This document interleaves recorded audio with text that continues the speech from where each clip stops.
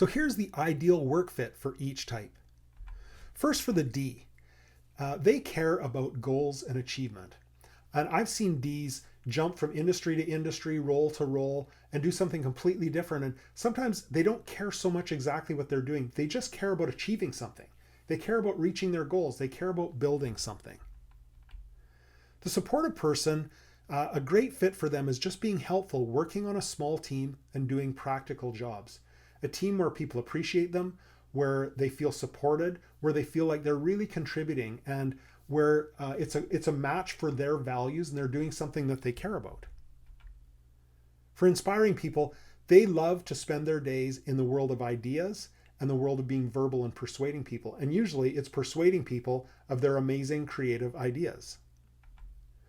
And conscientious people, if they could have it their way, they would work with facts and data for much of their day because it's logical, it's systematic, it's process oriented.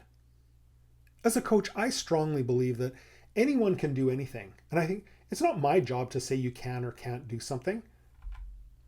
But it is my job to ask, do your daily tasks give you energy or do they drain your energy? Why spend your day comparing your weakness to someone else's strength? Find the role that matches your natural areas of strength. So I have a pretty weak conscientious score. So I'm not really great with detail, but could I be a bookkeeper? Absolutely. I do believe I could be a bookkeeper. I think I could get through the schooling. I'd probably need a tutor, but I think I could get through the schooling.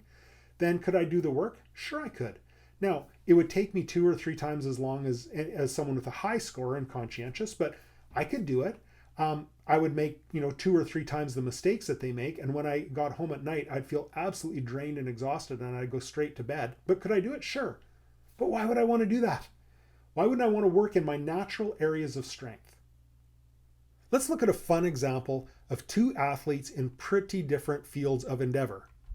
First, let's look at a jockey. So here's a typical jockey. They're 108 pounds. They're not very heavy. They are 4'10". They're not really tall because, they want to be as light as they can to make that horse go as fast as it can. And they're agile and alert. Now the bodybuilder, on the other hand, is about 235 pounds, is 6'2", and is self-disciplined and theatrical. Different soma types and different skill sets. The jockey really isn't born to be a bodybuilder. Could a jockey be a bodybuilder? Yeah, sure, I guess they could. The bodybuilder certainly isn't born to be a jockey. Could a bodybuilder be a jockey? Well, I guess if they could convince someone to let them ride their horse, I suppose they could try it. Like, it's not my job to say they can't. But neither will do well if they trade professions. They're born to do something well. They should do what they do well and stick to it. Here's one of the things that I love best about the DISC tool. The DISC tells us and shows us that no one is broken. While you may wish that you had more of a given personality type, your unique personality blend has strengths that you would lose if you were to change the mix. So as I've mentioned, for me, I wish that I had a higher conscientious score. It would make my life so much easier. But if I had a higher conscientious score, my other scores would change and I would lose valuable things that I do like about myself.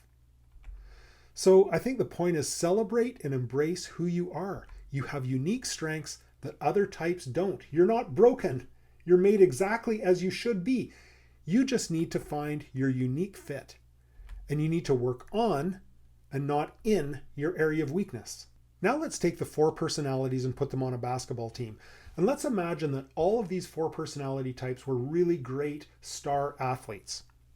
Let's start with dominant Diane. So she's a D, and Diane plays to personally dominate the court. She's like Michael Jordan, whose coach once told him, if you want to be a superstar, you have to learn to make other people stars. Because he just wanted to dominate the game. He wasn't there to make friends or anything like that. He wanted to personally dominate the sport. And that's the motivation for why D's play. They want to dominate. Next up, let's look at inspiring Ian, who plays for adrenaline, for fun, and for glory.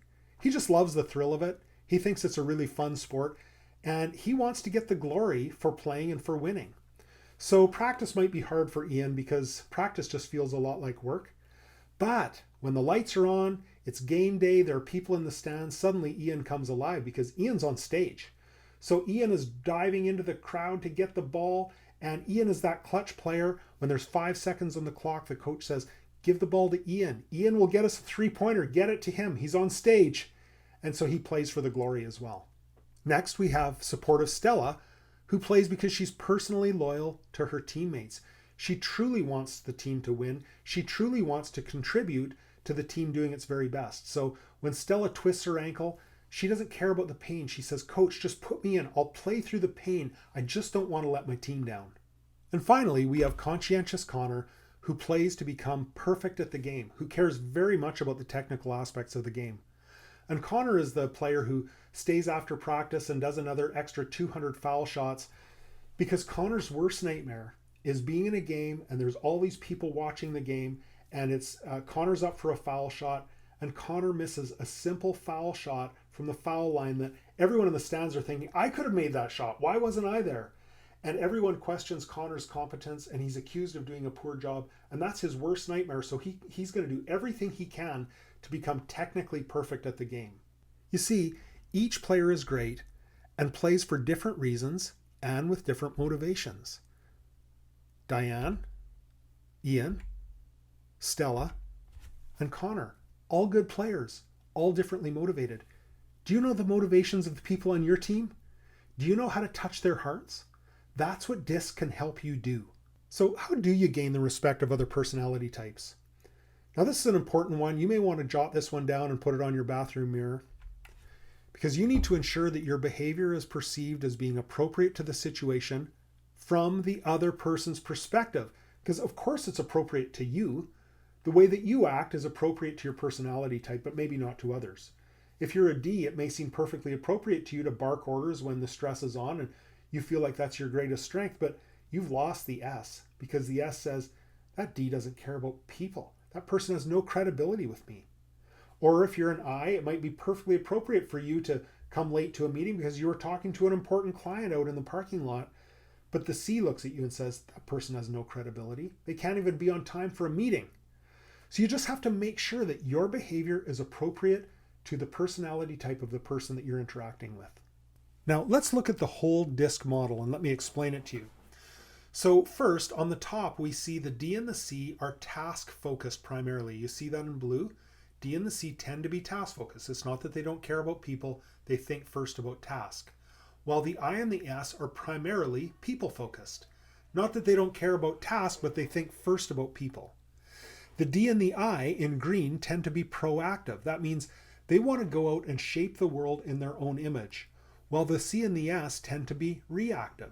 They prefer that work comes to them so that they can complete it thoroughly and well. It doesn't mean one's a better worker or one's a worse worker. It's just a preference of work style. So if you wanted someone to be an accountant, you would look for a C or an S. If you wanted someone to build an accounting practice, you might look for a D or an I, because one wants to go crash doors. The D or the I want to crash doors. The C or the S wants to do really good work on tax returns that come in for them to work on. And then you see that the D and the S are primarily non-verbal. They're doers, not talkers. While the I and the C are primarily verbal.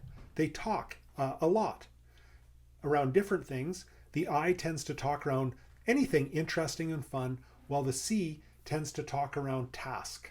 Let's recap what you learned in this module. First, you learned how each personality type builds trust. Then you learned what irritates each personality type. You learned the biggest fear of each personality type. You learned the biggest causes of stress for each personality type. And you learned how to use the DISC tool to determine ideal role and job fit for each personality type. We covered a lot of ground in this module.